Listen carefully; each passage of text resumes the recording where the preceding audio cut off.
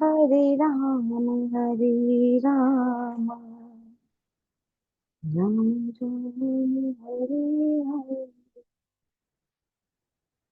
हरे कृष्ण कृष्ण कृष्ण हरे हरे हरे राम राम राम हरे हरे हरे कृष्णा।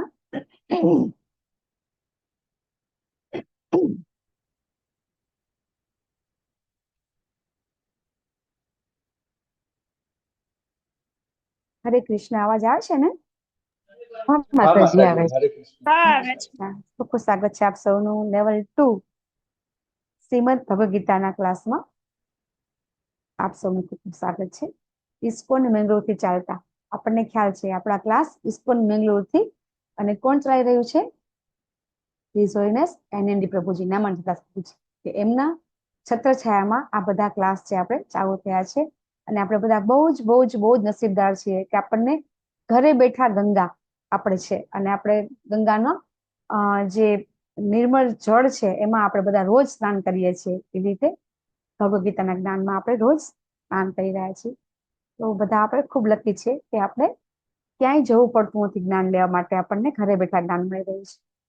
તો આપણે શ્રી શ્રી રાધા ગોવિંદના ચરણમાં વંદન કરીએ, પ્રણામ કરીએ, શીલા પ્રભુપાદને વંદન કરીએ, ગોર નિતાઈને અને બધા વૈષ્ણવોને વૈષ્ણવોને આપણે આશીર્વાદ લઈએ કે આજનો જે અધ્યાય છે ખૂબ ખૂબ ખૂબ ડિફિકલ્ટ અધ્યાય છે.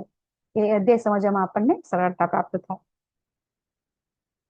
ઓમ અજ્ઞાનતિમિરાંધસ્ય જ્ઞાનાંજનશલાકયા ચક્ષુરુન્મિલિतं येन तस्मै श्रीगुरुवे नमः। श्रीचैतन्यमनोभीष्टं स्थापितं येन भूतले स्वयं रूप कदा मह्यं ददाति स्वपदान्तिकम्। वन्देऽहं श्रीगुरु श्रीयुतपदकमलं श्रीगुरुन् वैष्णवांश्च श्रीरूपं साग्रजातं सहगण रघुनाथान्वितं तं सजीवं साद्वैतं सावधूतं परिजनसहितं श्रीकृष्ण चैतन्यदेवं श्रीराधा कृष्णपादान् सहगण ललिता श्रीविशाखान्वितांश्च हे कृष्ण करुणा सिंधो दीनबंधो जगतपते गोपेश गोपिका कांत राधा कांत नमोस्तुते।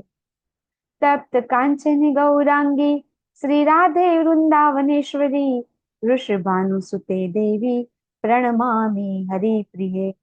वाञ्छाकल्पतरुभ्यश्च कृपा सिन्धुभ्य एव च पतितानां पावनेभ्यो वैष्णवेभ्यो नमो नमः।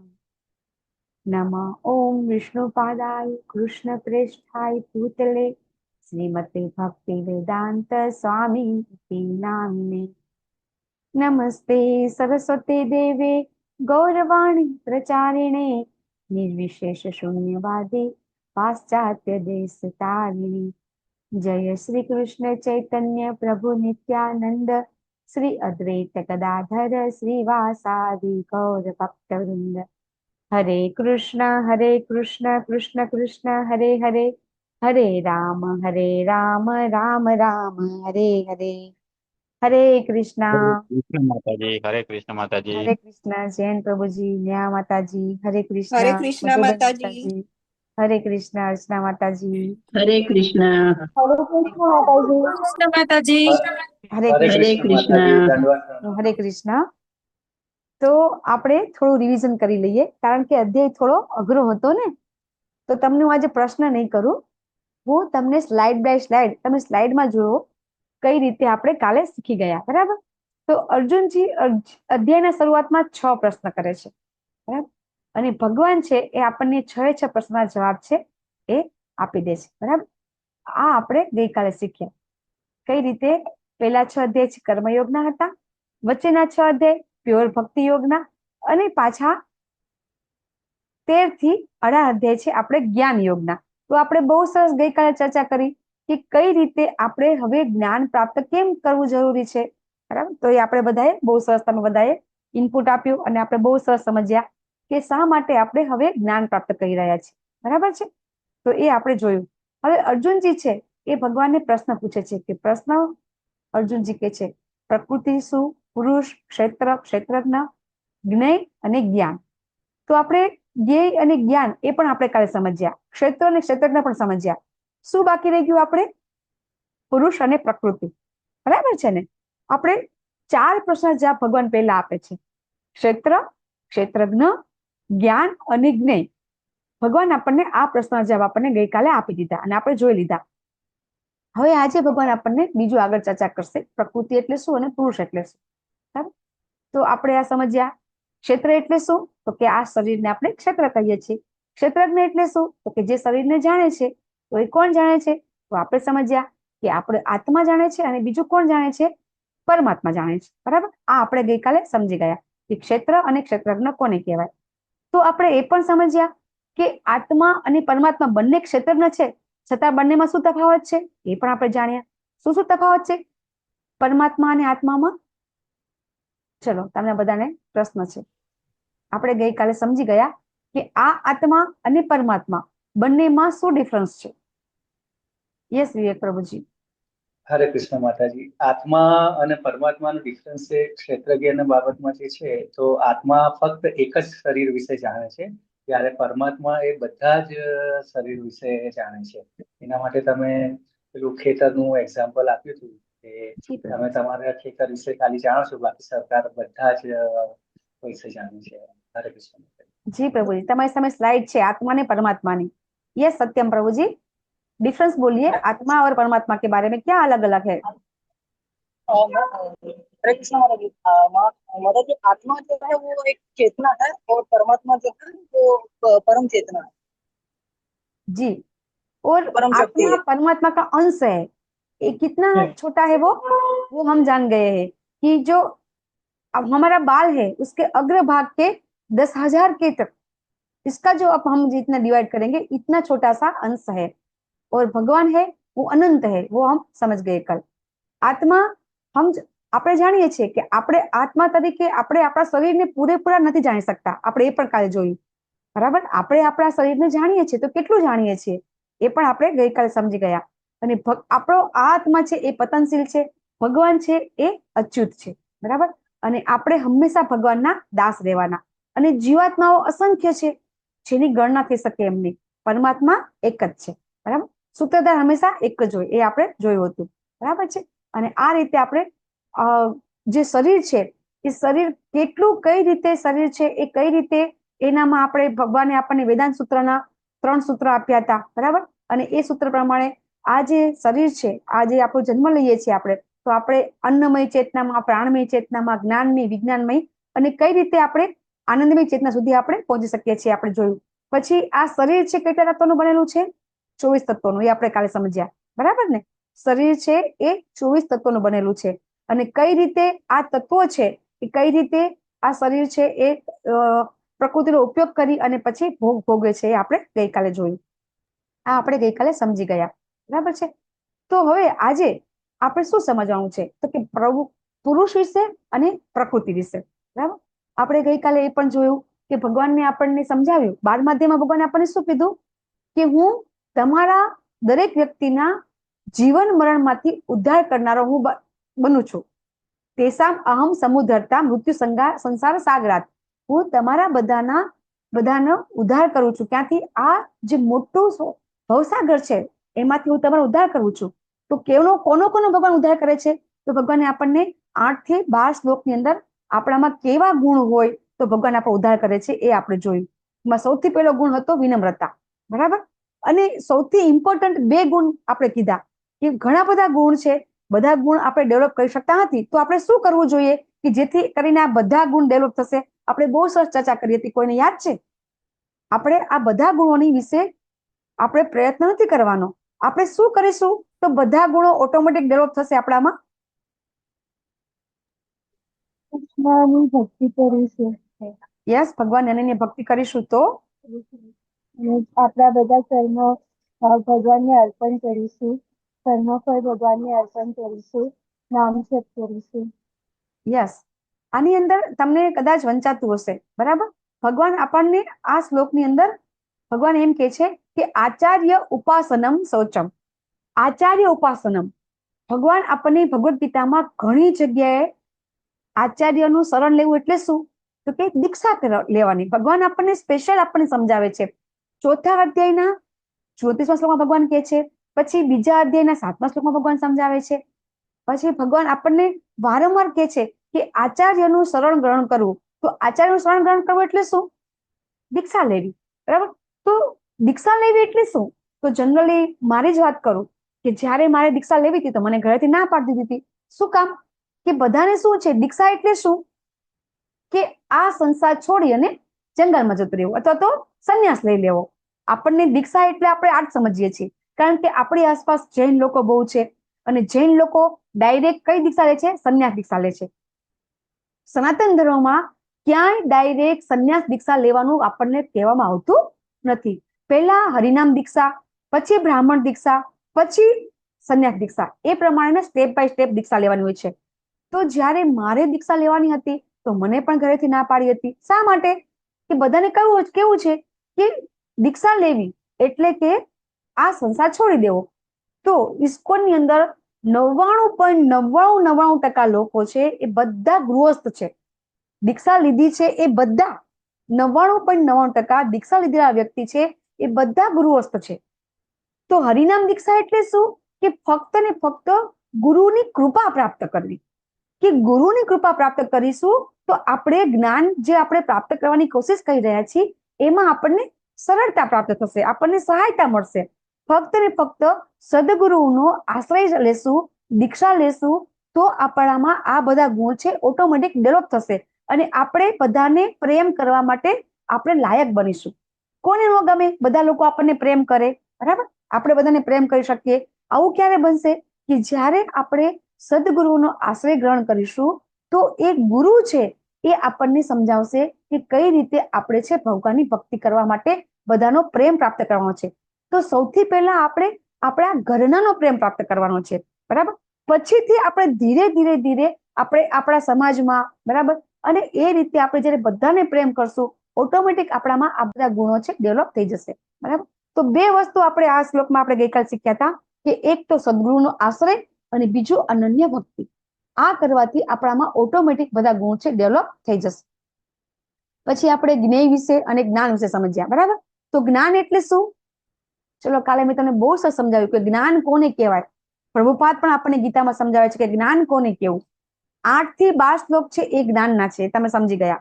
હવે જ્ઞાન કોને કહેવાય, 8 થી 12 શ્લોકમાં ભગવાને આવા વ્યક્તિ છે એ ભગવાન કહે છે એને હું જ્ઞાની જાહેર કરું છું. તો જ્ઞાન કોને કહેવાય આપણે ગઈકાલે સમજ્યા હતા.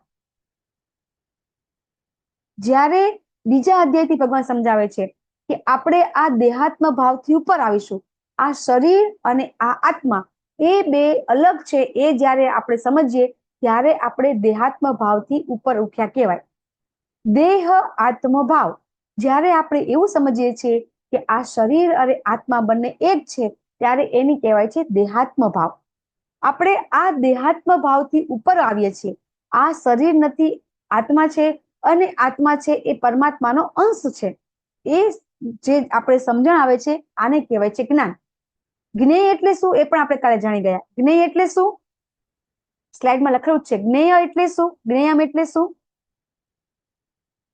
યસ વિવેક પ્રભુજી.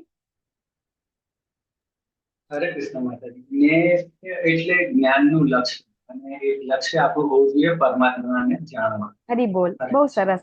આપણો ઉદ્દેશ, અંતિમ ગોલ, એ આપણું લક્ષ્ય છે, એને કહેવાય છે જ્ઞેય. અને એ આપણે ગઈકાલે સમજી ગયા કે આપણો જ્ઞેય શું છે. તો આપણને ભગવાને કીધું કે શું છે ભગવાનને જાણવા, બરાબર છે. શું જાણવાનું, કે ભગવાન અત્ર તત્ર સર્વત્ર છે, બધું ભગવાનમાંથી ઉત્પન્ન થાય છે. જે પણ કંઈ આપણે બહાર અંદર બહાર જે પણ જોઈ રહ્યા છીએ, ચેતન અચેતન બધું જ ભગવાનમાંથી આવે છે, બરાબર. તો તમારા બધા માટે એક પ્રશ્ન લઈને આવી છું કે આપણે સમજીએ છીએ કે આપણે શરીર નથી, આત્મા છીએ, બરાબર. આ આત્મામાં પરમાત્મા પણ બિરાજમાન છે. તો એક વખત પ્રભુપાદ છે ક્લાસ લઈ રહ્યા હતા, બરાબર છે. એ ક્લાસમાં પ્રભુપાદ હતા અને એમના 3 શિષ્યો હતા. પ્રભુપાદનો પ્રશ્ન છે કે આ રૂમમાં આપણે અત્યારે કેટલા જણા છીએ? પ્રભુપાદ છે અને 3 શિષ્યો છે. તમારા બધા માટે પ્રશ્ન છે, પ્રભુપાદ છે અને 3 શિષ્યો છે, તો એ રૂમમાં કેટલા જણ કહેવાય? હેન્ડ રેઝ કરો.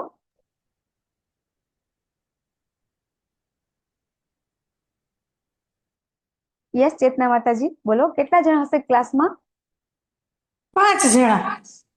યસ 5 જણા. કોણ કોણ 5 જણા? 3 શિષ્યો, પ્રભુપાદ અને બધાયના હૃદયમાં રહેલા પરમાત્મા. યસ યસ મીરા માતાજી, કેટલા વ્યક્તિ હતા ક્લાસમાં? એક પ્રભુપાદ છે, 3 શિષ્યો છે, તો ક્લાસરૂમમાં કેટલા જણ હયાત કહેવાય?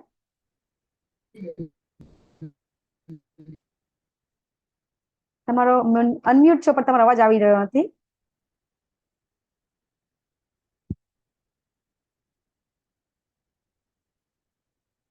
હરે કૃષ્ણ. ચલો બીજા કોઈ બોલો, કેટલા વ્યક્તિ હાજર હશે ક્લાસમાં?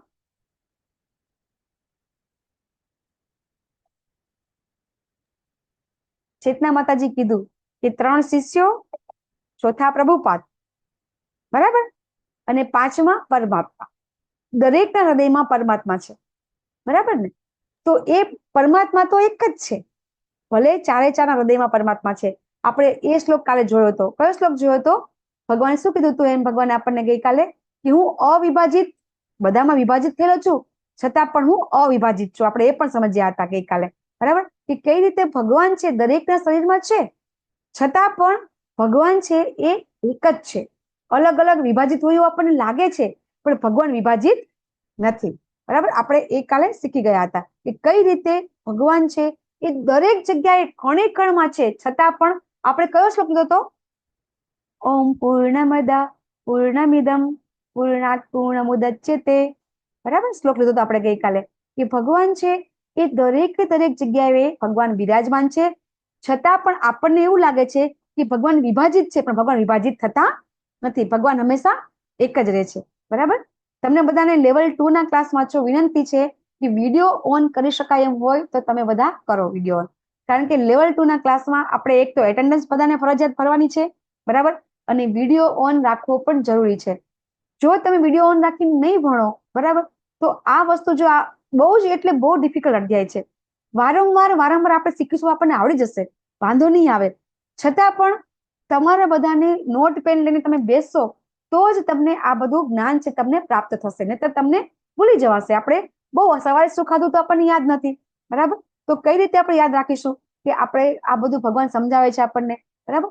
જો આ શ્લોકમાં આપણે સમજ્યા હતા કે કઈ રીતે ભગવાન છે એ દરેકના શરીરમાં બિરાજમાન છે, છતાં પણ ભગવાન છે એ એક જ છે, બરાબર છે. અહીં સુધી આપણે કાલે જોઈ લીધું હતું, બરાબર. હવે આપણે આગળ લઈએ.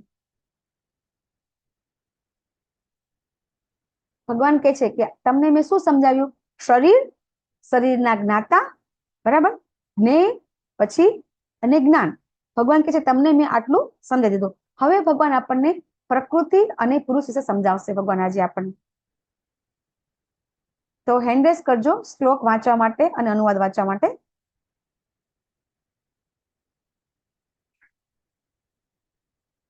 .20 શ્લોક. યસ ગીતા માતાજી વાંચો. હવે આજેથી ભગવાન આપણને ભૌતિક પ્રકૃતિ અને પુરુષ વચ્ચે આપણને સમજાવશે. ભૌતિક પ્રકૃતિ, હરે કૃષ્ણ માતાજી. જી જી. ભૌતિક પ્રકૃતિ તથા જીવોને અનાદિ સમજવા અને તેમના વિકાર તથા ગુણોને પ્રકૃતિજન્ય જાણવા. યસ 21 શ્લોક. પણ માતાજી આમાં મને શ્લોક નથી દેખાતો. અનુવાદ વાંચો માતાજી. શ્લોક વાંચું ને માતાજી 13.21. અનુવાદ. પ્રકૃતિ સર્વ ભૌતિક કારણો તથા કાર્યોની હેતુ કહેવાય છે અને જીવ પુરુષ આ જગતમાંના વિવિધ સુખો તથા દુઃખો ભોગવવાનું કારણ કહેવાય છે. યસ. ભગવાને 20મા શ્લોકમાં શું કીધું? આ પ્રકૃતિ છે અને જીવ છે એ કેવા છે? અનાદિ. હવે આપણને તો એટલી ખબર હતી કે ભગવાન અનાદિ છે, ભગવાન સનાતન છે, પણ આપણે જીવનો પણ અનાદિ કહેવામાં આવે છે. પ્રકૃતિને પણ અનાદિ. કેમ પ્રકૃતિ અનાદિ એટલે શું? કે જેનો કોઈ આદિ કે અંત નથી એને અનાદિ કહેવાય. અનાદિ એટલે શું? જેનો આદિ અથવા તો અંત એને કહેવાય અનાદિ. તો ભૌતિક પ્રકૃતિ અને જીવ કેવી રીતે અનાદિ થયા? ભગવાન એ સમજાવે છે ભૌતિક પ્રકૃતિ અને જીવ બંને અનાદિ છે, એનો પણ ક્યારેય જન્મ થયો નથી. તો કોઈ જગ્યાએ શાસ્ત્રમાં કોઈ ઉલ્લેખ નથી કે જીવનો આ સમયે જન્મ થયો છે, અથવા તો આ પ્રકૃતિ છે જે તમે નેચર જોઈ રહ્યા છો એનો ક્યારે જન્મ થયો છે. બરાબર. તો આપણે ગોલોક ચાર્ટમાં તમને સમજાવ્યું હતું કે મહત્તત્વની અંદર આ બધું જ 24 તત્વો રહેલા છે. બરાબર છે. તો એ મહત્તત્વની અંદર જ્યારે આ સૃષ્ટિનું સર્જન થાય છે એ પહેલા જીવ અને ભૌતિક પ્રકૃતિ ઓલરેડી મહત્તત્વમાં હોય જ છે.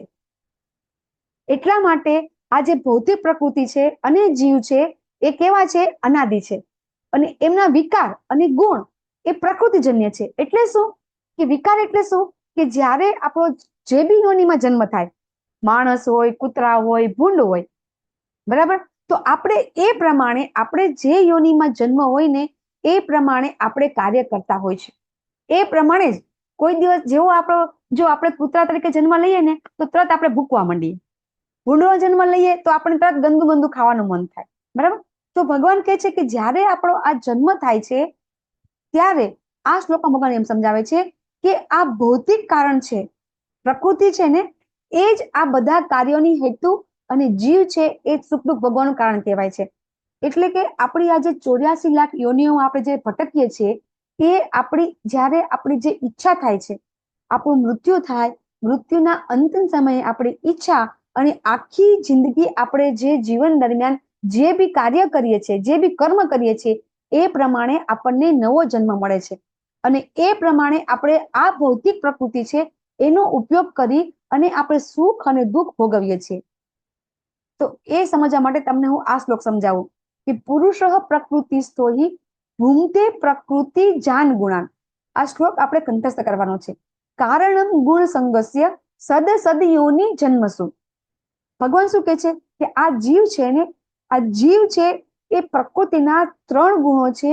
એ ગુણો પ્રમાણે જ એ પોતે આ પ્રકૃતિના ઉપર પ્રભુત્વ જમાવવાની કોશિશ કરે છે અને પ્રકૃતિનો ઉપયોગ કરી અને પોતે કર્મ કરે છે. જ્યારે મેં તમને સમજાવ્યું કે જ્યારે આપણી એવી ઈચ્છા થાય, બરાબર, કે આપણે લીડર બનીએ, લીડર બનવાની આપણામાં કોઈ લાયકાત ન હોય તો ભગવાન આપણા કર્મ છે કૂતરા બનવાનો છે તો ભગવાન આપણને કૂતરું બનાવે છે. તો કૂતરું બનાવે છે તો એ વખતે આપણા કેવા ગુણ હોય છે એ પ્રમાણે આપણે આ પ્રકૃતિ સાથે આપણે કામ કરીએ છીએ અને એ પ્રમાણે આપણે સારા અને નરસા અલગ અલગ યોની આપણે પ્રાપ્ત કરીએ છીએ. જેવા જેવા આપણા ગુણ હોય એ પ્રમાણે આપણે કર્મ કરીએ છીએ. ઇવન મનુષ્ય યોનિમાં હોય ને આપણે, તો મનુષ્ય યોનિ પણ 4 લાખ પ્રકારની છે. મનુષ્ય યોનિના કેટલા પ્રકાર છે? 4 લાખ. તો વિચાર કરવાનો કે 4 લાખ પ્રકારની મનુષ્ય યોનિ આપણને મળે છે તો આપણે એ પ્રમાણે આપણે કર્મ કરતા હોઈએ છીએ. અત્યારે જો આપણે બધા અત્યારે 40 જણા આપણે બેઠા છીએ આપણે, તો આપણે 40 જણા અત્યારે આપણે સાત્વિક સત્વ ગુણમાં છીએ આપણે, અને સારી સારી વાતો બેસીને આપણે કરી રહ્યા છીએ. જ્યારે આ જ સમયે ઘણા ટીવી જોતા હશે, ઘણા મેચ જોતા હશે, ઘણા ગંદી ગંદી વસ્તુ જોતા હશે મોબાઈલની અંદર, ટીવીની અંદર. તો એ વખતે એમના જે ગુણ હોય એ પ્રમાણે એ લોકો છે એ ક્રિયા કરતા હોય છે. બરાબર. અને આ જ ક્રિયા છે એ ક્રિયાના કારણે આપણે પાછા અલગ અલગ જન્મ લઈએ છીએ. આપણે મનુષ્ય યોનિની અંદર જ આપણા એટલા બધા વિચાર આપણે કરીએ છીએ કે 84 લાખ યોનિ આપણે આ મનુષ્ય યોનિમાં જ નક્કી કરી નાખીએ છીએ. અને એનું કારણ છે આ 3 ગુણ, ફક્ત ને ફક્ત 3 ગુણ. અને એટલા માટે જ નેક્સ્ટ કાલનો અધ્યાય છે આ 3 ગુણો વિશે ભગવાન છે આપણને આખો અધ્યાય આપે છે. કારણ કે કઈ રીતે આ શરીર છે એ 3 ગુણોના કારણે અલગ અલગ યોનિ મળે છે. આ 3 ગુણોના કારણે જ આપણને અલગ અલગ યોનિ પ્રાપ્ત થાય છે. એ આપણને ભગવાન ડિટેલમાં સમજાવે છે 14મા અધ્યાયમાં. પણ ભગવાન અહીંયા આપણને પાછા સમજાવે છે કઈ રીતે આપણે આપણા ગુણ પ્રમાણે, કારણમ ગુણ સંગસ્ય, ગુણના સંગના કારણે આપણે અલગ અલગ યોનિ પ્રાપ્ત કરી રહ્યા છીએ. ભગવાન અહીંયા આપણને સ્પષ્ટ સમજાવે છે. આપણે ગાય, બકરા, ઘેટા બધું જ બનશું, અને એ જે બનવાનું નક્કી છે આપણે અત્યારે કરી નાખીએ છીએ. આ મનુષ્ય જન્મ લઈએ છીએ અને પછી આપણે રોજ રોજ નવા વિચાર કરીએ છીએ, અને એ વિચાર કરવા પ્રમાણે આપણી લાયકાત ન હોય તો એવો આપણને યોની મળે. આપણને એમ થાય કે આપણે બહુ જ મસ્ત, આપણને 10-15 માળનું બિલ્ડિંગ બનાવવું છે, બરાબર, આપણે બહુ મસ્ત મકાન બનાવવું છે. આપણને ખબર છે કે ભાઈ અનિલ અંબાણી છે, ધીરુભાઈ અંબાણીના જે છોકરા છે, એ લોકો તો બહુ મોટી બિલ્ડિંગમાં રહે છે, બરાબર, ઘણા બધા રૂમ છે એ લોકોના ઘરમાં. તો આપણને એમ થાય ને કે આપણે બી આવા બિલ્ડિંગમાં રહીએ. તો આપણી કોઈ લાયકાત ન હોય આવી બિલ્ડિંગ બનાવવાની, બરાબર ને? છતાં પણ આપણને એવી ઈચ્છા થાય આપણે બહુ સરસ મકાન બનાવીએ, બહુ સરસ મકાન બનાવીએ, બરાબર. તો પછી ભગવાન આપણને કેવી યોની આપે છે, બરાબર, કે એવા પક્ષીના માળા બધા બનાવતા હોય છે, બરાબર, એવા પક્ષી બનાવે આપણને કે જેથી કરીને આપણને ઈચ્છા પૂરી થાય કે આપણે બહુ સરસ મકાન બનાવીએ. તો એ રીતે આપણી ઈચ્છા જે પણ થાય છે એ ઈચ્છા પ્રમાણે આપણે અલગ અલગ જન્મ યમરાજના ચોપડામાં લખાઈ જાય છે. દરેક પ્રભુપાદ તો એવું કે છે કે આપણે દરેક મિનિટે નવો જન્મ લખી રહ્યા છીએ. જો આપણે આપણી ઈચ્છા ઉપર કાબુ નથી રાખી શકતા તો દરેક સેકન્ડે, મિનિટે નહીં, દરેક સેકન્ડે આપણે જન્મ લખી નાખીએ છીએ નવો, કે હવે આપણે આ જન્મ થશે. પાછું એવું નથી, બરાબર, કે આપણે એવું સમજીએ છીએ કે 84 લાખ યોની જ છે. નો ડાઉટ, ટોટલ યોની 84 લાખ જ છે, બરાબર. પણ આપણને એ ખબર નથી કે આપણે જ્યારે એવા વિચાર કરીએ છીએ તો આ 84 લાખ યોની આપણે અનેક વખત ભોગવીએ છીએ.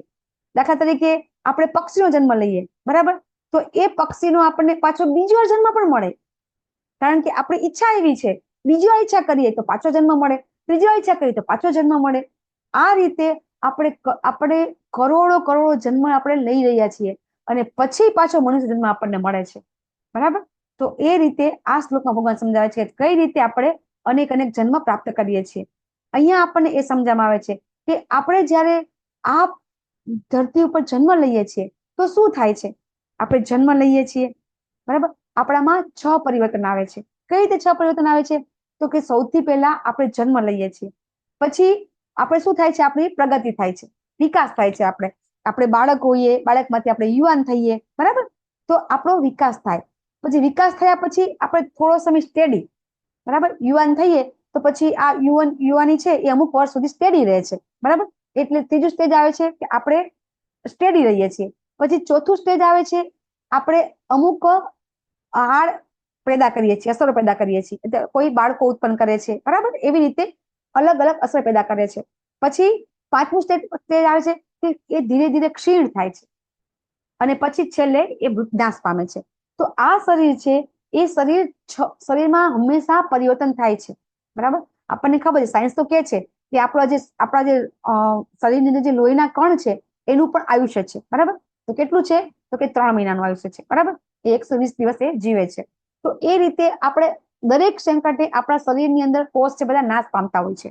તો આ શરીર છે એ નાશ પામે છે અને પરિવર્તન થયા કરે છે. છતાં પણ આપણે એમ કહીએ છીએ કે આ તો હું છું.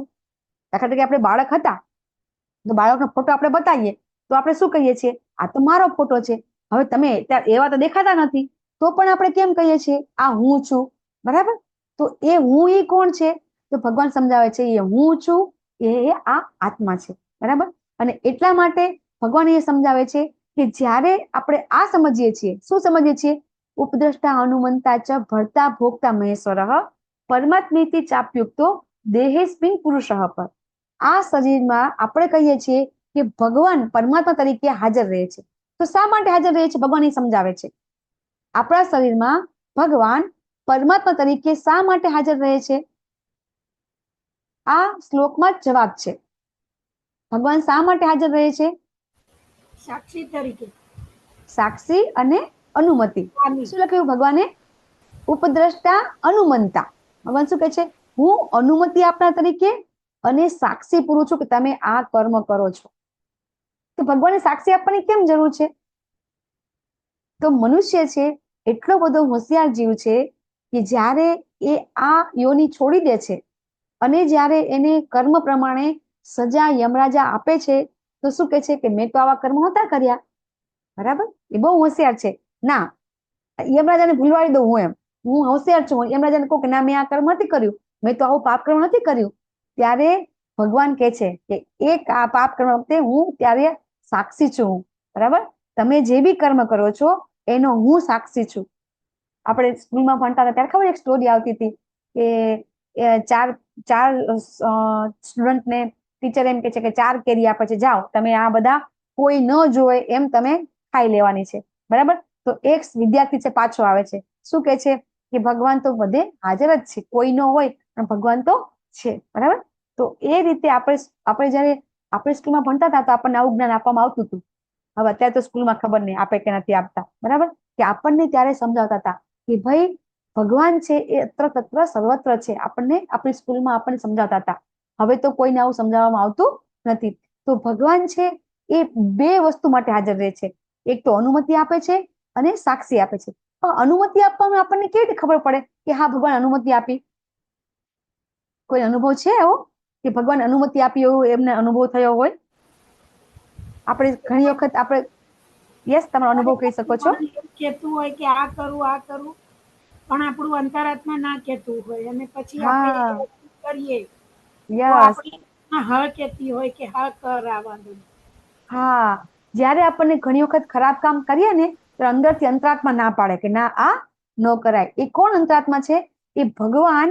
એમ કહેવામાં આવે છે કે ચૈત્ય ગુરુ તરીકે ભગવાન પોતે આપણા શરીરમાં આપણને જેને કહેવાય કે આપણને ભગવાન માર્ગદર્શન આપતા હોય છે કે તમારે આ કાર્ય કરવું જોઈએ કે ન કરવું જોઈએ, બરાબર. તો ભગવાન હંમેશા આપણી સાથે હોય છે, પણ આપણે આત્માનો અવાજ છે એને કહેવાય છે, આપણે કહીએ ને કે આત્માનો અવાજ આવે છે, બરાબર. પણ આપણે માનતા નથી અને પછી આપણે મનમાની કરીએ છીએ. કારણ કે મનમાની શું કામ કરીએ છીએ કે આપણામાં ભગવાને આપણને સ્વતંત્રતાનો આપણને એક ગુણ આપેલો છે, આંશિક સ્વતંત્રતા, અને એનો ઉપયોગ કરી અને પછી આપણે બધા કર્મ કરતા હોઈએ છીએ. યસ, કોઈને અનુવાદ વાંચવો હોય તો વાંચી શકે છે. 13.24. યસ વિવેક પ્રભુજી. જે મનુષ્ય પ્રકૃતિ, જીવ તથા પ્રકૃતિના ગુણોની આંતરક્રિયા સંબંધિત આ તત્વજ્ઞાનને સમજી લે છે તે નિશ્ચિત મુકામ પામે છે. તેની વર્તમાન સ્થિતિ ભલે ગમે તેવી હોય તોય અહીં પુનર્જન્મ થશે નહીં. થશે નહીં. બહુ સરસ. ભગવાને આપણને બહુ સરસ સમજાવ્યા. જ્યારે આપણે આ બધું 3 ગુણ વિશે જાણવું શા માટે જરૂરી છે, બરાબર ને? કે આપણે કહીએ છીએ ને કે આ 3 ગુણના કારણે આપણે અલગ અલગ જન્મ લઈએ છીએ, બરાબર. તો આ તત્વજ્ઞાન ભગવાન કે જે સમજી લે ને એ વ્યક્તિનો પુનર્જન્મ નહીં થાય, એની વર્તમાન સ્થિતિ ગમે તેવી હોય. હવે તમને એક્ઝામ્પલ આપો, બરાબર. થોડુંક સમજો, અધ્યાય અઘરો છે, બરાબર. ચિંતા નહીં કરતા, નો સમજ પડે તો આપણે વારંવાર સમજશું એટલે આપણને આવડી જશે. અહીંયા હું તમને એક્ઝામ્પલ આપું કે દાખલા તરીકે તમે કોઈ જગ્યાએ તમે ભૂલા પડી ગયા છો, બરાબર છે. આપણને ખબર નથી કે આપણે આ કઈ જગ્યાએ છીએ. હવે તમારી પાસે મોબાઈલ છે, બરાબર. તમારી પાસે મોબાઈલ છે અને મોબાઈલમાં તમે જે બી વ્યક્તિ એ જગ્યાનો જાણકાર હોય એને તમે ફોન કરીને પૂછો, બરાબર. તો ત્યારે તમને એ વ્યક્તિ છે તમને પૂછશે કે તમારી આસપાસ શું છે, બરાબર. ત્યાં કઈ દુકાન છે, કોઈ એવી વસ્તુ છે કે જ્યાં તમે કઈ રોડ છે ત્યાં કઈ લખેલું છે, તો તમને પૂછશે અને પછી એની ઉપરથી તમે નક્કી કરી શકશે, એ વ્યક્તિ નક્કી કરશે કે તમે ક્યાં છો, બરાબર ને? તો આપણે આપણી સ્થિતિ ક્યાં છે એ જો આપણે જાણીશું ને તો જ આપણે એ સ્થિતિને પાર કરવા કોશિશ કરી શકીશું. દાખલા તરીકે આપણને ખબર પડે કે આપણે ક્રોધિત છીએ, બરાબર. તો એ ક્રોધનો જ્યારે આપણો સ્વભાવ છે આપણને ખબર પડશે. અત્યાર સુધી આપણે ક્રોધ કરતા હતા પણ આપણને કોઈ દિવસ આપણને અનુભવ થતો હતો કે હું ક્રોધ કરી રહી છું. હવે શું થશે? હવે આપણને જ્ઞાન થશે કે હા હવે હું આ ગુસ્સો કરી રહી છું, બરાબર. તો આપણને ખબર પડશે કે ગુસ્સો કરવો તો કયો ગુણ થયો? ગુસ્સો કરવો કયો ગુણ થયો? તમો ગુણ, બરાબર. ત્યારે આપણને ખબર પડશે એટલે હું તો તમો ગુણમાં છું, મેં ક્રોધ કર્યો એટલે હું તમો ગુણમાં છું. તો આવી આપણને આપણી સ્થિતિની ભાન થશે. જ્યારે આપણે આ 3 ગુણોને ઓળખીશું ત્યારે આપણે આપણી સ્થિતિનું ભાન થશે અને પછી આપણે એ પ્રમાણે કર્મ નહીં કરવાની કોશિશ કરશું, બરાબર. એટલા માટે જ્યારે આપણે આ 3 ગુણોની જે આ ગતિવિધિ છે એ જ્ઞાન આપણને આવી જશે ને, બરાબર. તોય ભગવાન કહે છે કે તમારો ક્યારેય જન્મ થશે નહીં બીજી વાર. જો આ વધારે સમજમાં આવશે, તમે બધા એટેન્ડન્સ ભરી લેજો. એટેન્ડન્સ લિંક મુકાઈ ગઈ છે, બધા એટેન્ડન્સ ભરી લેજો. કઈ વસ્તુ સમજવાની છે? ભગવાન શું સમજાવે છે? ભૌતિક પ્રકૃતિ, પછી આ જીવાત્મા અને પછી આપણી ક્રિયા પ્રતિક્રિયા, બરાબર. આ વસ્તુ જ્યારે આપણે સમજી લેશું ને તો પછી આપણને આપણી સ્થિતિનું ભાન થશે, બરાબર. અને આપણે જે સમજી ગયા કઈ રીતે જ્ઞાન પ્રાપ્ત થયું, આપણને કઈ રીતે આપણો સ્વભાવ છે. યસ ઉષાબેન માતાજી. હરે કૃષ્ણ માતાજી. જયારે ગુસ્સો આવે ને ત્યારે થોડો ખ્યાલ આવશે કે ના કરવો જોઈએ એમ. યસ જેમ જેમ સાંભળીએ છે એટલે થોડુંક મગજમાં થાય કે આપણે ના કરવું જોઈએ. યસ આપણી પરિસ્થિતિનું આપણને ભાન થશે, બરાબર. અને પછી આ જે જ્ઞાન થશે, આપણને આત્મા પરમાત્માનું જ્ઞાન થશે, ત્યારે શું થશે કે જ્ઞાન પ્રાપ્ત કરીએ ને એટલે આપણને ખબર પડશે આ આપણે શું કરી રહ્યા છીએ, જ્ઞાન પ્રાપ્ત કરી રહ્યા છીએ, આ શરીરનું અને આ આત્માનું અને આ ભૌતિક પ્રકૃતિનું. આ જ્ઞાન પ્રાપ્ત કરવાથી આપણને શું થશે કે આ જે પણ કાંઈ છે એ બધામાં ભગવાન છે એવી આપણને ખબર પડશે. આ ભૌતિક પ્રકૃતિ શું છે તો કે એ પણ ભગવાનની છે, એમાં પણ ભગવાનનો વાસ છે. દરેકે દરેક જીવ, પછી કીડી હોય, મકોડો હોય કે પછી ભૂંડ હોય કે કૂતરું હોય, બરાબર, આપણને ખબર પડી જશે કે દરેકે દરેક વ્યક્તિમાં ભગવાનનો વાસ છે. એ કેવી રીતે જ્ઞાન, એ આપણને ખબર પડશે જ્ઞાન દ્વારા. આ આપણને કેવી રીતે આવું આપણને કેવી રીતે ખબર પડશે, જ્ઞાન આપણે પ્રાપ્ત કરશું ત્યારે, બરાબર. તો એ દ્વારા જ્યારે આપણને આ ખબર પડે છે ત્યારે આપણને આ જ્ઞાન થાય છે અને એના દ્વારા આપણે કર્મ કરવાની વિચાર કરી શકીશું કે કઈ રીતે આપણે કર્મ કરવા જોઈએ.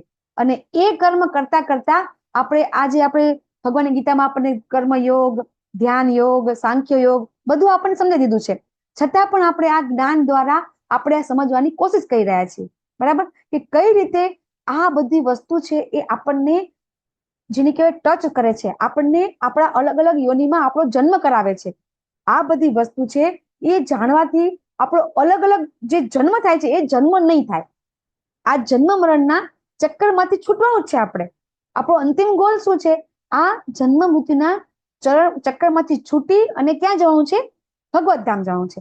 નહીતર તો શું થશે, હવે તો આ કળિયુગ છે, હજી તો હરાહર કળિયુગ આવવાનો બાકી છે, આપણને ખબર નથી, હજી તો આ ગોલ્ડન કળી ચાલે છે, બરાબર. તો આ વસ્તુ છે આપણે સમજવાની છે, શીખવાની છે. તો ભગવાન આ શ્લોકમાં એમ કહે છે કે આ શીખવા માટે, યસ, કોઈને વાંચવું હોય તો વાંચી શકે છે. 13.26.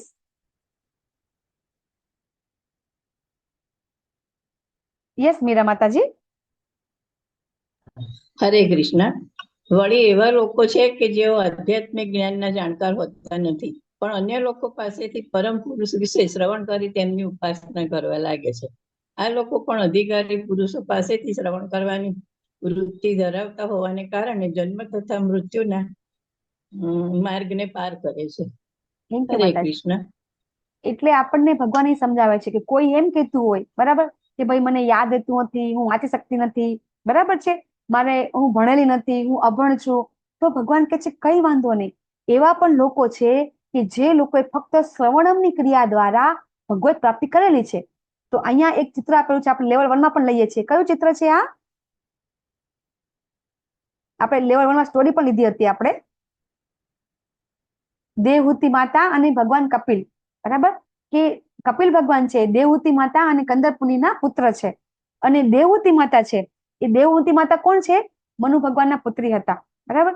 તો એ ક્યાંય પોતે જ્ઞાન લેવા જતા નથી, છતાં પણ સાંખ્ય યોગનું જે જ્ઞાન છે એ ભગવાન પાસેથી, એમના પુત્ર પાસેથી લે છે અને પોતે આ જ જન્મમાં મુક્તિ પ્રાપ્ત કરે છે.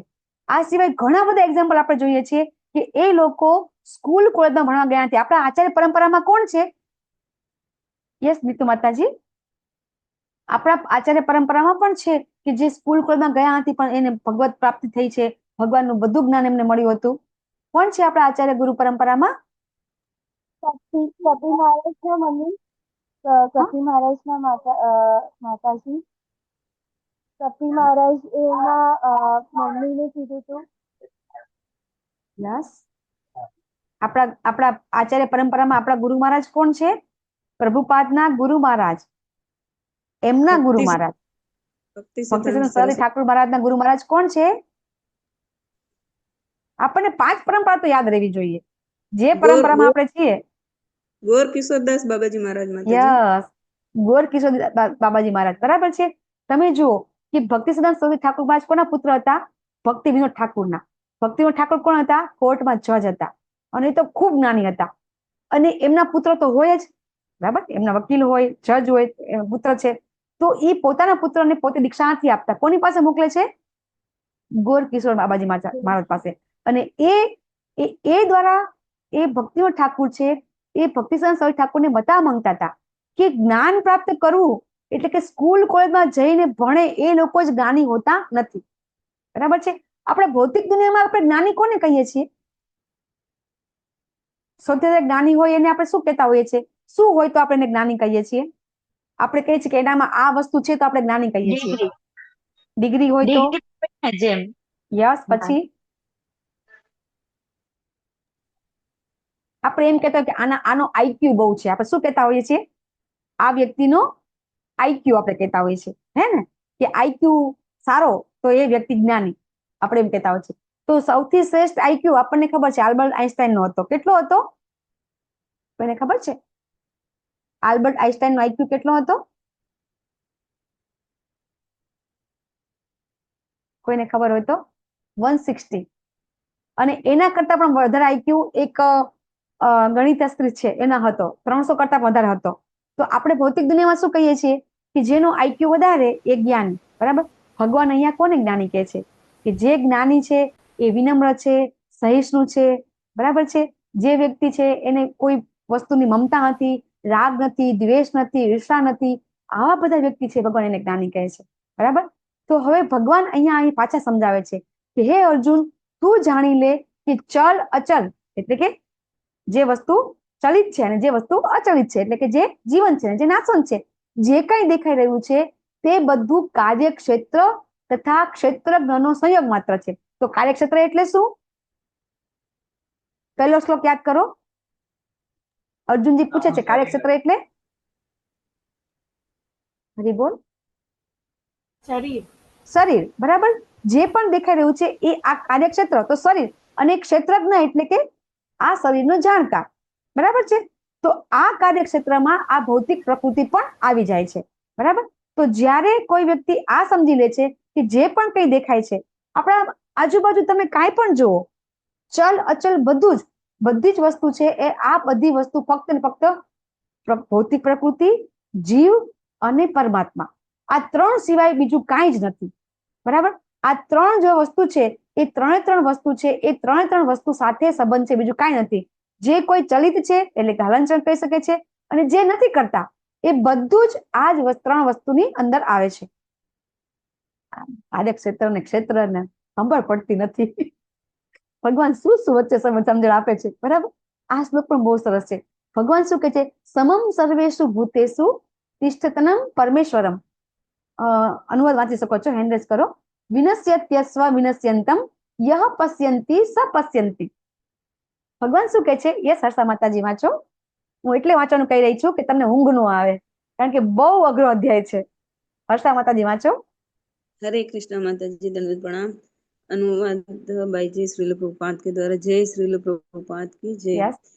મનુષ્ય પરમાત્માને સર્વ શરીરોમાં આત્માની સાથે જ રહેલા જાણે છે, અને જે એમ સમજે છે કે આ નશ્વર શરીરમાં રહેલ ન તો આત્મા કે ન તો પરમાત્મા ક્યારેય નષ્ટ થાય છે, તે જ વાસ્તવમાં સત્યને જુએ છે.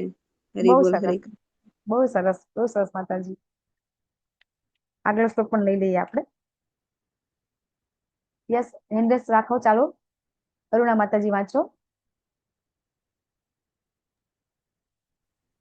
યસ, 19 શ્લોક વાંચો. જે મનુષ્ય જે મનુષ્ય પરમાત્માને સર્વત્ર તથા જીવ માત્રમાં સમાન રૂપ હાજર રહેલા જુએ છે, તે પોતાના મનથી પોતાને અધઃ પતિત કરતો નથી. એ રીતે તે દિવ્ય ગતિને પ્રાપ્ત કરે છે. બંને શ્લોકમાં ભગવાન શું સમજાવે છે? બરાબર. કે જ્યારે આગલા શ્લોકમાં શું કીધું ભગવાને? કે જ્યારે આપણે એ સમજીએ છીએ કે દરેકે દરેક શરીરમાં આત્માની સાથે પરમાત્મા પણ છે, અને એ બંને નષ્ટ થતા, આત્મા અને પરમાત્મા બંને સનાતન છે. આપણને 15મા અધ્યાયમાં ભગવાન સમજાવશે. બરાબર. કે દરેકે દરેક જીવ મમે વાંસો જીવ લોકે જીવ ભૂત સનાતન. તો આત્મા અને પરમાત્મા બંને ક્યારેય નષ્ટ પામતા નથી. જો આપણા શરીરમાં જે આત્મા છે ને, એ આપણું આ શરીર મૃત્યુ પામશે ને તો તરત એ બીજા શરીરમાં પ્રવેશ કરશે. એ મૃત્યુ પામશે ત્રીજામાં, એ મૃત્યુ પામશે ચોથામાં. જેવી રીતે આપણે વસ્ત્ર બદલીએ છીએ એવી રીતે આત્મા છે એ શરીર બદલે છે. બરાબર છે. જો કોઈ આપણને એમ કહેતું હોય કે આપણે તો ક્યાં જોવા ગયા, આ મર્યા પછી શું થવાનું છે, તો ભગવદ ગીતાની અંદર ભરી ભરીને શ્લોકો છે. બધા એકે એક અધ્યાયમાં બીજા અધ્યાયથી ચાલુ કરી અને 18મા અધ્યાય સુધી આપણને એ સમજવામાં આવે છે કે આ શરીર છે એ આત્માનું ખોડિયું છે અને આત્મા એ વસ્ત્ર બદલે એમ શરીર બદલે છે. બરાબર? આ વસ્તુ આપણે સમજવાની અને મગજમાં ઉતારવાની અને એને ગ્રહણ કરવાની છે. બરાબર? તો જો આપણે આવું જાણશું તો જ ભગવાન કહે છે સત્ય છે, આને સત્ય કહેવાય. સત્ય શું છે? તો ભગવાન કહે સત્ય ઈ આ છે કે આત્મા અને પરમાત્મા બંનેનો ક્યારેય નાશ થતો નથી. આ છે એ સત્ય છે, ભગવાન સમજાવે છે. અને અહીંયા ભગવાન એમ કહે છે કે જ્યારે આપણે એ સમજીએ છીએ કે આત્મા પણ છે, પરમાત્મા પણ છે અને બંનેનો નાશ પણ થતો નથી, પછી એ સાથે સાથે આપણે વારંવાર કહીએ છીએ કે પરમાત્મા સર્વત્ર અને જીવ માત્રમાં છે. આવું આપણે જ્યારે જાણશું તો આપણે દિવ્ય ગતિ કરશું. તો આપણે આપણા મનથી પતિત નહીં થઈએ. મનથી અહીંયા ભગવાન સમજાવે છે આ શ્લોકમાં આપણે મનથી પતિત થઈએ છીએ. મનથી પતિત કઈ રીતે થઈએ છીએ? આપણે ભૂલી જઈએ છીએ. શું ભૂલી જઈએ છીએ? કે આપણું પણ મૃત્યુ થવાનું છે. બરાબર? ત્યારે આપણે મૃત્યુ વિશે વિચાર કરતા નથી અને થોડીક વાર આપણે જયારે આવું જ્ઞાન લેતા હોય તો થોડીક વાર આપણને એવું થાય. ભગવાન વારંવાર આપણને આખા ગીતામાં આપણને કહે છે, બરાબર, કે આ શરીરમાં આત્મા છે, એ આત્મા છે એ બીજું શરીર ધારણ કરવાનું છે. બીજા અધ્યાયમાં ભગવાન કહે છે દેહિનોસ્મિન યથા દેહે કૌમારમ યૌવનમ જરા તથા દેહાંતર પ્રાપ્તિર ધીર સત્ર નમુયતિ. બરાબર? ભગવાન કહે છે કે આ આત્મા છે અલગ અલગ શરીર ધારણ કરે છે. વાંસાસે જીર્ણાની યથા વ્યાય. ભગવાન આપણને બીજા અધ્યાયથી કહી રહ્યા છે કે આ આત્મા છે એ જરૂરથી બીજું શરીર ધારણ કરશે ને કરશે. પણ આપણે પાછા ભૂલી જઈએ છીએ અને આપણે પાછા હતા ને ત્યાં આવી જઈએ છીએ. તો જ્યારે આપણે બે વસ્તુ જાણશું, કઈ વસ્તુ? કે આપણે આ શરીર નથી, આત્મા છીએ. આમાં આત્મા અને પરમાત્મા પણ છે અને પરમાત્મા છે એ દરેક જગ્યાએ હાજર છે. ત્રણ વસ્તુ જ્યારે આપણે સમજશું, જાણશું, સ્વીકાર કરશું તો જ આપણે અધઃપતન થશે નહીં. આપણું પતન તો જ થશે નહીં, નહીતર આપણે હંમેશા પતિત થવાની, જેને કહેવાય કે આપણે ગુણ રાખીએ છીએ, ગુણધર્મ જ રાખીએ છીએ. આપણે જીવાત્માની વર્તમાન પરિસ્થિતિ શું છે? મનની ભૂમિકા શું છે? તો કે મન જ્યારે પરમાત્મા તરફ પડે ત્યારે વ્યક્તિ અદ્યતન બને છે અને તે પછી વ્યક્તિ છે એ ગુણાતીત મુકામ સુધી પહોંચે છે. આપણને અહીંયા બહુ સરસ સ્લાઇડમાં સમજાવવામાં આવે છે. બરાબર? કે આપણી વાસ્તવિક પરિસ્થિતિનું આપણને ભાન ક્યારે થશે? બરાબર? કે જ્યારે આપણે સમજીશું કે પરમાત્મા કોણ છે અને પરમાત્મા કોણ છે એ જાણી અને આપણે પરમાત્માને જાણવાની કોશિશ કરશું.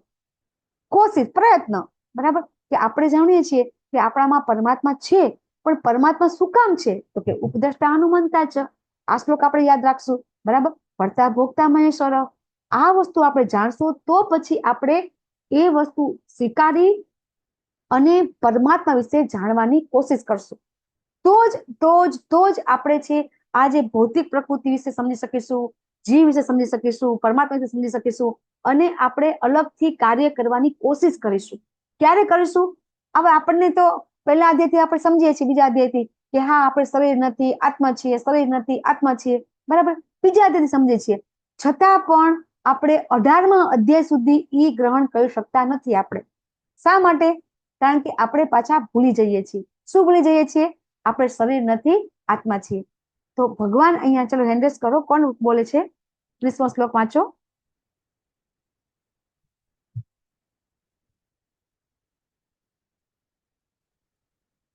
યસ, ખુશી માતાજી.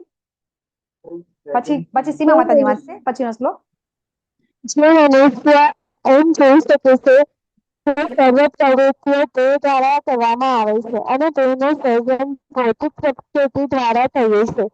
તે એમ જ જુએ છે કે આત્મા કશું કરતો નથી, તે ખરેખર સત્ય જુએ છે. યસ સીમા માતાજી, 31નો શ્લોક વાંચો. હરે કૃષ્ણ માતાજી. જ્યારે વિવેકી મનુષ્ય વિભિન્ન ભૌતિક શરીરોના લીધે વિભિન્ન સ્વરૂપો અને જોવાનું બંધ કરી દે છે અને જીવો કેવી રીતે સર્વત્ર વિસ્તરેલ છે એ જુએ છે, ત્યારે જ તે બ્રહ્મ જ્ઞાન પામે છે. યસ, હજી નેક્સ્ટ શ્લોક પણ લઈ. હા, બસ 2 શ્લોક લઈ લે. આ 2 શ્લોકમાં આપણને પાછું ફરી એકની વસ્તુ વારંવાર થોડી અલગ અલગ રીતે ભગવાન સમજાવે છે. બરાબર છે? કે જ્યારે આપણે એમ જોઈએ છીએ કે જે પણ આપણે કરીએ છીએ, બરાબર, કોઈ પણ આપણે કાર્ય કરીએ છીએ એ કેવી રીતે થાય છે આપણે ત્રીજા અધ્યાયથી ભગવાન સમજાવે છે. ત્રીજા અધ્યાયનો 27 નો શ્લોક, એમાં પણ આપણને ભગવાન સમજાવે છે કે પુરુષો પ્રકૃતિ સ્તોહી ભૂમતે પ્રકૃતિ જાન ગુણાન. ભગવાને અહીંયા પણ સમજાવ્યું કે જે પણ કાંઈ થાય છે એ ભૌતિક પ્રકૃતિ દ્વારા થાય છે. ભૌતિક પ્રકૃતિ એટલે આપણે શું સમજવાનું છે અહીંયા? ભૌતિક પ્રકૃતિ એટલે શું આગળ સમજી ગયા? ભૌતિક પ્રકૃતિ એટલે કે પ્રકૃતિના 3 ગુણો, એ યાદ રાખવાનું છે. ભૌતિક પ્રકૃતિ એટલે કે પ્રકૃતિના 3 ગુણો દ્વારા બધું થાય છે. આપણે આ અધ્યાયમાં પણ ભગવાન સમજાવ્યું, આપણને ભગવાન ત્રીજા અધ્યાયમાં પણ સમજાવ્યું હતું કે જે પણ કાર્ય થાય છે આપણને એમ કે આપણે કરીએ છીએ, હું અને તમે એવું રાખીએ છીએ કે આ બધું હું કરું છું, બરાબર. આપણને એમ છે આઈ, મી અને મારું, માય. આપણે 3 વસ્તુ જ કરીએ છીએ, પણ ખરેખર ભગવાન ત્રીજા અધ્યાયમાં પણ કહે છે અને અહીંયા પણ કહે છે કે જે પણ કંઈ થાય છે એ બધું ભૌતિક પ્રકૃતિ દ્વારા થાય છે. આ આત્મા કશું કરતો નથી. આવું જ્યારે આપણે જાણીએ તો સત્યને જાણવું બરાબર કહેવાશે. અને વિવેકી મનુષ્ય હોય ને એ જ વ્યક્તિ છે એ એવું જોવે છે કે અલગ અલગ શરીરને જોવાનું બંધ કરી દે છે કે આ હાથી છે, આ કૂતરો છે, બરાબર. ત્યારે આપણને આગળ પણ આપણે સમજી ગયા હતા કે કઈ રીતે વિદ્વાની પંડિત મનુષ્ય હોય એ દરેક વ્યક્તિમાં ભગવાનને જોવે છે. તો અલગ અલગ સૌથી જોતો હોય એ શું જોવે છે કે હા, એને એવા કર્મ હતા કે એ હાથી બન્યો, એ એવા કર્મ હતા કે કૂતરો બન્યો, એ એવા કર્મ હતા કે મનુષ્ય બન્યો. આવું જોવે. કેવું જોવે કે એ વ્યક્તિ વસ્તુને કેવી રીતે જોવે છે, જીવને કેવી રીતે જોવે છે, એ એવી રીતે જોવે છે કે હા, એ બધા અલગ અલગ યોની ખરા, પણ કેવી રીતે છે કે એને એના કર્મ પ્રમાણે આવું શરીર પ્રાપ્ત થયું છે. આવું જોવે છે ને ત્યારે એ સત્ય જોવે છે, બરાબર. એવું ભગવાન અહીંયા સમજાવે છે અને ત્યારે એ બ્રહ્મ જ્ઞાન પામે છે. અહીંયા બ્રહ્મ જ્ઞાન એટલે આપણે શું સમજવાનું છે? બ્રહ્મ જ્ઞાન એટલે કે આ દેહાત્મ ભાવથી ઉપર આત્મા પરમાત્માનું જ્ઞાન છે. એ જ્ઞાન આપણે પ્રાપ્ત થાય છે ત્યારે એને બ્રહ્મ જ્ઞાન અહીંયા ભગવાન કહે છે. કેવું બ્રહ્મ જ્ઞાન કોને કહે છે? કે જ્યારે આપણે એ સમજીએ છીએ કે આપણે કોઈ પણ વસ્તુ જોવી છે, કોઈ પણ વ્યક્તિ જોઈ છે, કોઈ પણ જીવ જોઈએ છીએ, ત્યારે આપણે એવું સમજીએ છીએ આ જીવ એ જીવ નથી, આ જીવ છે, એને એના કર્મ પ્રમાણે એને એની આ ગતિ છે, એના કર્મ પ્રમાણે એની આ યોની ધારણ કરેલી છે. આવું આપણે દરેક વ્યક્તિ જ્યારે જોવીને ત્યારે બ્રહ્મ જ્ઞાન કહેવાય છે. ભગવાન અહીંયા સમજાવે છે. તો હવે ભગવાન વાસ્તવિક આપણે જોયું બ્રહ્મ જ્ઞાન ક્યારે થાય છે, બરાબર? જ્યારે આપણે આ શરીરની અલગ અલગ ઓળખ જોવાનું બંધ કરીએ છીએ. બ્રહ્મ જ્ઞાન અહીંયા જો બહુ સરસ પીપીટીમાં તમને બતાવ્યું છે કે બ્રહ્મ જ્ઞાન ક્યારે થાય છે કે જ્યારે આપણે આ શરીરને જે જોઈએ છીએ ને એ શરીરને અલગ અલગ રીતે જોવાનું બંધ કરીએ છીએ કે આ વિદ્વાન છે, આ મૂર્ખ છે, બરાબર. આવું જોવાનું બંધ કરીએ ને ત્યારે બ્રહ્મ જ્ઞાન કહેવાય છે, બરાબર. તો આ શરીર ક્યારે થશે આપણને કે જ્યારે આપણે આ તફાવતની ગેરહાજરી થશે આપણામાં, આપણને ખબર પડશે કે દરેકે દરેક વ્યક્તિ છે એ એના ગુણ અને કર્મ પ્રમાણે એ વ્યક્તિનો આ રીતે પોતાનો જન્મ થયેલો છે, બરાબર. એ સમજીને તો જ ભગવાન આપણને કહે છે કે તમે આ જોવાનું બંધ કરો તો તમને બ્રહ્મ જ્ઞાન થશે. યસ હર્ષા માતાજી વાંચો 32મો શ્લોકનો પરપટ. 32. હરે કૃષ્ણ. હેમા માતાજી. યસ હેમા માતાજી. શાશ્વત દ્રષ્ટિવાળા મનુષ્ય જોઈ શકે છે અવિનાશી આત્મા દિવ્ય શાશ્વત તથા પ્રકૃતિના ગુણોથી પર છે. હે અર્જુન, ભૌતિક શરીર સાથે સંપર્ક હોવા છતાં આત્મા કશું કરતો નથી કે તેનાથી લિપ્ત થતો નથી. થેન્ક યુ માતાજી. હરે કૃષ્ણ. જ્યારે આપણે સમજી લઈએ, બરાબર, શું સમજી લઈએ કે આ આત્મા પણ દિવ્ય છે, બરાબર. પછી જાગતો હોય તો આવે નીચે. હરે કૃષ્ણ.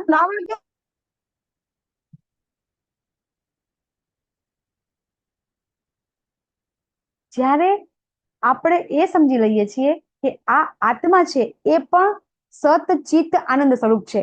જેવી રીતે ભગવાન સતચિત આનંદ છે એવી રીતે આત્મા પણ સચ્ચિત આનંદ સ્વરૂપ છે. પણ આ શરીરના સંપર્કમાં હોવાથી એને આ બધા પ્રોબ્લેમ થાય છે. તો જ્યારે એ આ શરીરના સંપર્કમાંથી એ છૂટી જાય છે, દેહાત્મ ભાવથી એ લિપ્ત થતો નથી, બરાબર, ત્યારે જ એ સાચી વસ્તુ જોઈ શકે છે.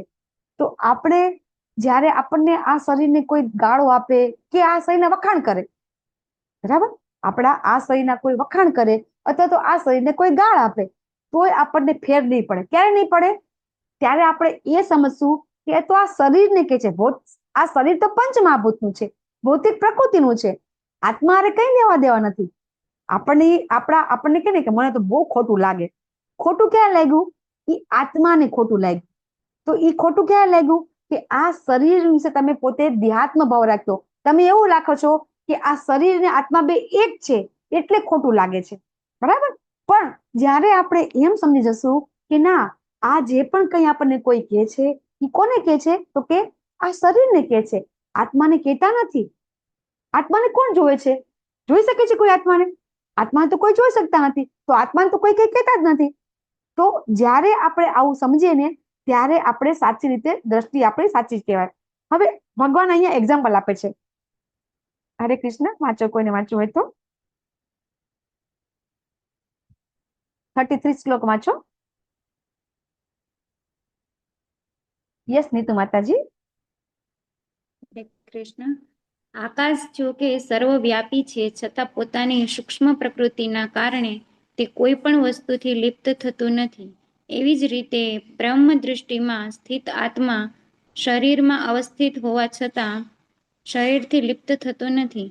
હરે થેન્ક કૃષ્ણ. યુ માતાજી. જો આપણા શરીરમાં આત્મા છે આપણને કેવી રીતે ખબર પડે છે? આપણા શરીરમાં આત્મા છે તો અહીંયા ભગવાન એક્ઝામ્પલ આપે છે. જ્યારે ભગવાન ભગવદ્ ગીતામાં જ્યાં જ્યાં અઘરું આવે ને, સમજણ ના પડે ને, ત્યાં ભગવાન દ્રષ્ટાંત આપે છે, એક્ઝામ્પલ આપે છે કે જેવી રીતે આકાશ છે બધી જગ્યાએ, અહીંયા પણ છે, ત્યાં પણ છે, ઉપર નીચે બધે આકાશ છે. આકાશ તત્વ બધે છે. પૃથ્વી, અગ્નિ, જળ, વાયુ, આકાશ. એમાં આકાશ તત્વ આપણા શરીરની અંદર પણ છે અને બહાર પણ છે. આ આપણે જેવી ખાલી જગ્યા જે પણ જોઈએ છે એ આકાશ છે. બરાબર? જે જગ્યાએ આપણે ખાલી જગ્યા જોઈએ છે એ આકાશ છે. અચ્છા, શરીરમાં આકાશ કઈ જગ્યાએ છે? આપણું શરીર પંચમહાભૂતનું બનેલું છે. બરાબર? તો શરીરમાં આકાશ તત્વ કઈ જગ્યાએ છે?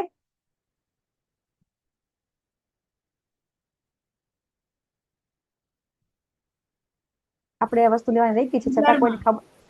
હા, ફેફસાની નીચે જગ્યા છે. હવા હોય છે. બરાબર છે ને? હવા હોય આપણે છે. હવા હોય છે. પછી હાડકામાં પોલાણ હોય છે. તમને કદાચ ખબર છે, હાડકા વચ્ચેથી પોલા હોય છે. તો ત્યાં પણ આકાશ તત્વ હોય છે. બરાબર છે? તો આકાશ છે એ બધે જ છે, બહાર પણ છે, આપણા શરીરમાં બધે જ છે. પણ આપણે એને જોઈ શકીએ છીએ? ખાલી જગ્યા હોય, આપણો ગ્લાસ ખાલી હોય તો આપણે કહીએ છીએ ગ્લાસ ખાલી છે, પણ એમાં આકાશ તત્વ છે. બરાબર છે ને? એમાં આકાશ તત્વ છે. તો એ જેવી રીતે આકાશ તત્વ છે છતાં દેખાતું નથી, એવી રીતે જે વ્યક્તિ બ્રહ્મ દ્રષ્ટિમાં સ્થિત હોય, બરાબર, જેને બ્રહ્મ જ્ઞાન થઈ ગયું હોય, બ્રહ્મ દ્રષ્ટિ એટલે આગલા શ્લોકમાં આપણે બ્રહ્મ જ્ઞાન કીધું, તો જે વ્યક્તિને બ્રહ્મ જ્ઞાન થાય ને એ પણ આવો જ હોય છે. કેવો હોય છે? કે એને ખબર છે કે આત્મા છે ખરો, પણ એ શરીર હારે એને કોઈ કોન્ટેક્ટ નથી. આત્મા છે, શરીરથી જુદો છે. એ સમજી જાય છે. કોણ સમજી જાય છે? જેને બ્રહ્મ જ્ઞાન, આને ભગવાન બ્રહ્મ જ્ઞાન કહે છે. કે જ્યારે આપણે સમજી ગયા છીએ કે જેવી રીતે આકાશ બધે છે એમ શરીરમાં આત્મા બધી જગ્યાએ છે. આત્મા છે તો આ હલનચલન છે. આત્મા છે તો આંખો ખોલ બંધ કરીએ છીએ. આત્મા છે તો બોલીએ છીએ. આત્મા છે તો શરીર હલનચલન થાય છે. તો બધે આત્મા છે ને, છતાં પણ એ આત્મા છે એ નથી એવું એને ખબર પડે છે. આને કહેવાય છે બ્રહ્મ જ્ઞાન. બરાબર? શરીર ને આત્મા માતાજી શું શું વાત કરે છે. યસ, હરે કૃષ્ણ. રીડિંગ કરો.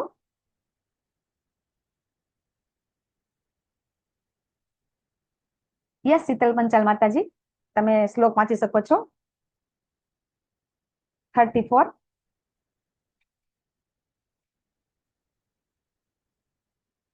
શીતલ માતાજી, હરે કૃષ્ણ.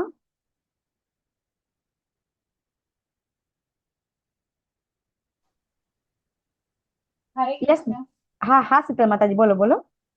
હે ભારત, જેવી રીતે એકલો સૂર્ય આ સમગ્ર બ્રહ્માંડને પ્રકાશિત કરે છે, તેવી રીતે શરીરમાં રહેલો એક આત્મા સમગ્ર શરીરને ચેતનાથી પ્રકાશિત કરે છે. યસ, હરે કૃષ્ણ. પ્રવીણા માતાજી, થેન્ક યુ માતાજી. પ્રવીણા માતાજી 35 વાંચી લો.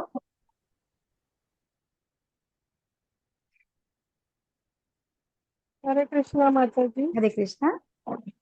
જે મનુષ્યો જ્ઞાનના નેત્રોથી શરીર તથા શરીરના જ્ઞાતાની વચ્ચેના ભેદને જુએ છે અને ભૌતિક પ્રકૃતિના બંધનમાંથી મુક્ત થવાની પ્રક્રિયાને પણ જાણે છે, તે પરમ ધ્યેયની પ્રાપ્તિ કરે છે. હરે કૃષ્ણ. હરે કૃષ્ણ. થેન્ક યુ માતાજી.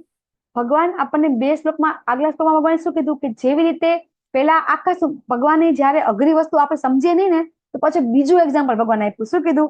કે જેવી રીતે એકલો સૂર્ય આખા બ્રહ્માંડને પ્રકાશિત કરે છે એમ એકલો એક જ આત્મા આખા શરીરમાં ચેતનાથી પ્રકાશિત થાય છે. બરાબર? આપણા શરીરમાં ચેતના છે કેવી રીતે ખબર પડે છે? આપણે સમજ્યા કે આત્માના કારણે. બરાબર? શરીરમાં આત્મા છે એનું સાબિતી શું? આ શરીરમાં આત્મા છે એની સાબિતી શું? જે રીતે સૂર્ય પ્રકાશિત કરે છે એમ આ આત્મા છે શરીરની અંદર, એટલે તો આપણે બધું કાર્ય કરીએ છીએ. એ સાબિતી છે. શરીરમાં આત્મા છે એની આ સાબિતી છે. બરાબર? જે કોઈ લોકો એમ કહેતા હોય કે ના શરીરને આત્મા જેવું કઈ હોતું નથી, બધું એક જ છે, આ શરીર છે ને એ જ બધું છે.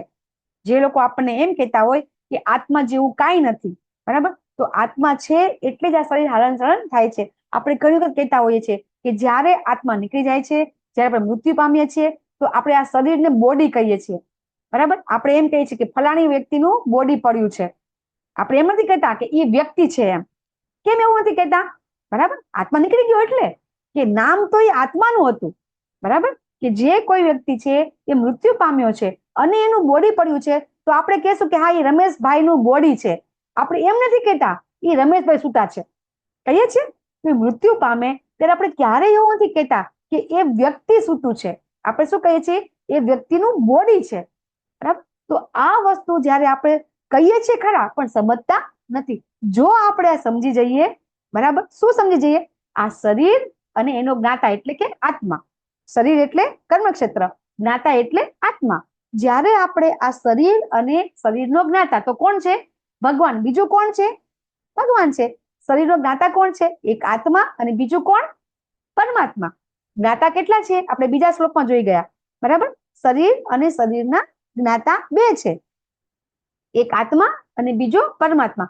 જ્યારે આપણે આ બે વસ્તુ વચ્ચે ડિફરન્સ જોશું, તફાવત જોશું, ત્યારે આપણે આ જે ભૌતિક પ્રકૃતિનું બંધન, આપણે બધા બદ્ધ જીવ છીએ, બરાબર, તો આપણે આ બદ્ધ જીવ છે એ આપણને બદ્ધ જીવ છે ખબર પડશે અને એટલા માટે આપણે કેવી રીતે બંધાયા છીએ એને મુક્ત થવા માટે પ્રયત્ન કરશું. આપણે મુક્ત થવું હોય, આપણને કોઈ બાંધ્યા હોય, બરાબર, કોઈ રસ્સીથી બાંધ્યા હોય, કોઈ કઈ બી હથકડી લગાવી હોય કે કોઈ પણ રીતે આપણને બાંધ્યા હોય તો કઈ રીતે બાંધ્યા છે એ ખબર પડે તો ખોલી શકીએ ને આપણે.